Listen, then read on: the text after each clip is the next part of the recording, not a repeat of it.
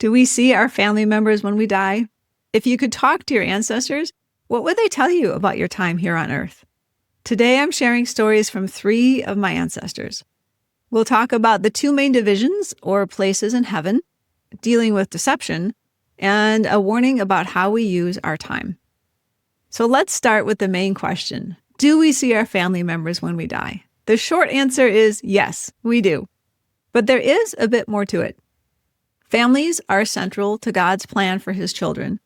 They have been since the beginning when Adam and Eve were married and commanded to have children in Genesis chapters 1 and 2. And regardless of how you feel about your family, the family unit exists to teach us important lessons. Maybe you're hoping you will be with your family in eternity, or maybe you hope you will never see some of your family members again. But what about even those further back, 3 or 4 generations or even farther back? Do you ever wonder what they're doing in the spirit world? Would you like to know what they see as important lessons now that they've died and been here on Earth? I look forward to meeting many of my ancestors. I want to hear their stories. I want to know what life was like for them and to hear about their joys and their sorrows. I guess that's why it's great that I get to receive these stories now. And I want to hear their perspective and their life lessons. But before sharing these conversations and these points, let's get a basic understanding of the spirit world. The most important factor with the 2 divisions in the spirit world is whether or not people know of and believe in Jesus Christ when they die. There is a place of light and rest called paradise and a place of darkness called spirit prison. The Apostle Peter referred to the post-mortal spirit world as a prison, which it is for some. In 1 Peter chapter 3, verses 18 to 20, he says that Christ went and preached unto the spirits in prison. And in chapter 4, verse 6, it says, "For this cause was the gospel preached also to them that are dead, that they might be judged according to men in the flesh, but live according to God in the spirit." In this in-spirit prison, there are the spirits of those who have not yet received the fullness of the gospel of Jesus Christ, or they haven't been baptized by one with authority. So these spirits, like all spirits, they have agency, and they can be enticed by both good and evil. It's not that different from being on Earth. The spirits progress as they learn gospel principles and live in accordance with them. And spirits who are in paradise can teach the spirits who are in prison. In 1918, the prophet Joseph F. Smith received an understanding of spirit prison. He was praying about Peter's words and thinking about his own family members who had died and the sorrow that he felt about this current separation and his desires to be with them again. So Joseph recorded, "I beheld that the faithful elders of this dispensation, when they depart from mortal life, continue their labors in the preaching of the gospel of repentance and redemption, through the sacrifice of the only begotten Son of God, among those who are in darkness and under the bondage of sin in the great world of the spirits of the dead. If they accept the gospel and the ordinances performed for them in temples, they leave spirit prison and dwell in paradise." And these ancestors that I shared the stories of here, these are the first stories of my own ancestors that I've met with that I was prompted to share. And they all started in spirit prison and then went on to spirit paradise. As usual, it's early. It's 3:16 a.m., and I'm sitting at my computer, ready to receive. I start with a prayer, and I sense my granduncle, Dale, who lived from 1887 to 1954. I am familiar with him and his family, but I take a few minutes to go to Ancestry and Family Search just to review the information. And that makes me think of how I've met with some of my other ancestors at their grave sites once before. I went and sat at a local gravesite and was kind of surprised when some of them came to visit and talk with me. Dale is sitting across from me, and he starts out speaking slowly. "You could go to my gravesite to speak with me, or you could just talk with me right now as I am here." He's dressed in a collared button-down top and a pair of slacks. He has brown hair. He seems kindly, and I feel good in my heart. I think about how silly I look for this meeting. I haven't gotten dressed. I'm still in my pajamas. And with my long hair, I put it up and I put a silk scarf on it when I sleep. So this is my appearance. In response to this thought, Dale says, I've been watching you your whole life." He's a quiet and soft-spoken man, and I return my attention to him, and he continues, "I and many others have been watching and waiting. We were waiting for you to accept the gospel. Then we worked to ensure your sealing to Roger. There was much opposition to your union, you know. Now, I want to share with you my story. Will you receive it?" As I say yes, he lunges across the desk at me. Dale, it turns out, is actually a dark spirit, and he has large claws. Somehow I intuitively and instinctively know what to do. So quickly, before he reaches me, I capture him and wrap him up and discard him. Deception is common, and this is one thing that many people fear when dealing with the spirit world. Dark spirits often show up first when we seek for the light. But if you think about your own experiences here on Earth, you've had the same type of experiences, maybe not so dramatically, but we have to learn how to recognize those who are deceiving us from those who are honest and truthful. I'm still sitting at my desk again, and now a new Dale appears. He's coming in a bit of a hurry. He's dressed the same, and he's excited to see me. He's more animated and lively. This time, I ask him for his testimony of Jesus Christ, which he bears for me.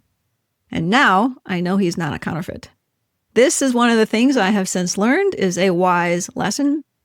When I encounter a spirit, I ask them to share their testimony of Jesus and the Most High God. And once they share that testimony, then I know that they are good spirits who have come from Christ. Dale greets me. "Jennifer!" He gives me a big hug, and he's teary. He's thin, about 5'7", and he sits back down. "Thank you. Thank you for meeting with me, and most especially, thank you for doing this work. Oh, it is so very important. It is critical. We, your family, are so exceedingly grateful for you and for the time you have put into us, saving us. Do you know the importance of the work you have done and you are doing? You must understand. How can I explain it? When I arrived here, I expected to see everyone from my family. I felt quite lost. Where were they all? I was in a place of peace and rest, but was also lonely. I didn't understand. I thought I was supposed to be with Jesus. However, very quickly, I found the missionaries. It felt peaceful, and I know I belonged with them. This is when I learned about you. I didn't realize how important family was. I didn't really pay attention to that part when I was a spirit before we were born. There were simply too many other things for me to explore and search out. I was just having fun. I wasn't really taking things seriously. So when I returned here, it didn't make much sense to me. This is what I want to convey to you now. Take your time on Earth very seriously. It is very, very important. Have fun, yes, definitely. That is important, to infuse your days with the energy of fun. But do not squander your time. Once you have discovered your purpose, the work you have to do, dedicate yourself to it. Apply yourself. Go to work. Go to work diligently, seriously. Be devoted. It is ever so important. Christ will bless you in all you do. He will give you strength for your tasks. Develop that relationship with him. He is the power and the light and the life. Oh, child, I am so very glad to see you. I would like to tell you much more, but my time is up for today. I am not the only one who is to meet with you. There are many. Be blessed, and I look forward to the day we are together again. I love you. Thank you. Goodbye. And he gets up and he's gone. Next, I am aware of Dale's grandmother, Sally. She lived from 1832 to 1918. By my estimation, she had a difficult life. She and many people of her day experienced more loss than most of us do now. When she was only 18 years old, her mother died. Sally's first child was stillborn, and then she lost her second and third children at the ages of 3 and 4. Another daughter died at the age of 18. Sally was widowed at age 51, and she lived to be 86. And she spent all those last years of her life as a single woman. Sally sits down in front of me wearing a simple dress, and I say to her, "You had a difficult life." "Ah, did I?" she says. "I suppose by some I did. But really, it wasn't that difficult. Isn't it interesting that we can all have such a different experience, and yet it is exactly the same and what we need to bring us to Him? Isn't it beautiful that we can be here to meet? She is quite kind. She is quite kind and has a very positive way about her. She continues, I was slow to come to understand who Jesus was and why He mattered. I never was much of a seeker. I've always been content with what I have and what I was given, accepting things as they are, if you know what I mean. But when I died, I didn't like what I saw. I don't know what I thought I would find, but it was quite dark and dreary. I thought that's just the way it was going to be. But then I was met by my family. It was quite a relief to see them. Now I had others, and I wasn't so alone. They took me under their wing and helped me grow. In time, I came to understand that there was more to this new life. I started to see these beings of light. They were dressed in all white, and they had a glow about them. I hadn't noticed them before. Did you know that they are always there? Yes, it's true. So odd that I hadn't seen them. But now I was ready. Anyway, they taught me more and more, and then it was simply a matter of waiting for someone to do my work for me. That was a glorious day. By then, I was very ready to leave that dreary place behind. There is absolutely no comparison with where I am now. It is exceedingly joyful and makes my heart so happy. Please do all you can to tell others about Jesus. They have some knowing of Him in their hearts, but the world is dark and many seek astray. They don't understand how much it matters what they look for. We each have our own disposition and will do what we will. But we can be enticed. We can all be guided and directed to the truth. Our very natures can be changed. Mine has been, but it is better if you can have that experience while you are there on earth. It will make your days so much more joyful to behold. Please bring others to the truth. You have found it and must hold it fast. Do not delay in sharing our stories and all that you know. Time is short, you know. There is so much going on here, and there was much commotion all around. I must stay focused to do my own work, too. Well, it is time for me to be going. Thank you for listening. This was quite an interesting experience for me. I am still learning so much. Blessings to you. Goodbye. And Sally departs. My last visitor this morning is Jonas, Sally's father, who lived from 1800 to 1872. Jonas appears as an older man and he looks weary. He tells me that there is a lot of work to do in the spirit world and that they don't rest, they don't sleep like we do. You see what we feel, he explains. And yet he is kindly and smiling and seems happy. Jonas continues, Thank you for meeting with me. I am glad to have someone to talk to who understands and can share what I have. This is quite an exciting experience, you know. While we are quite busy here, we do miss you and look forward to the day when we will all be reunited in Jesus. That will be glorious. Now, I understand that I am to share a story with you. What would you like to know? I explained to Jonas that I have been instructed to collect and gather the stories from my ancestors who are waiting to tell their stories. I tell Jonas that I tell stories about Jesus and about the gospel to help others believe. Of course you do. Let me gather my thoughts. Jonas begins. In the beginning, when I came here, I felt very lost. I was thankful to be greeted by family, but it wasn't quite what I was expecting. I thought I would be in paradise, surrounded by hosts of angels singing praises. I looked for these things and was very confused by what I did find. There was so much to explore and to discover.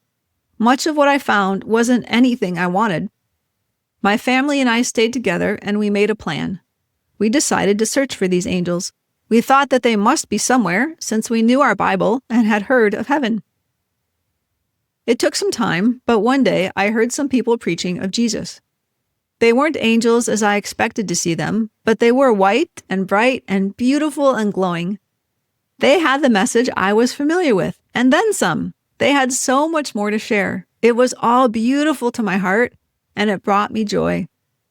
Now I have found the rest and peace I was originally searching for.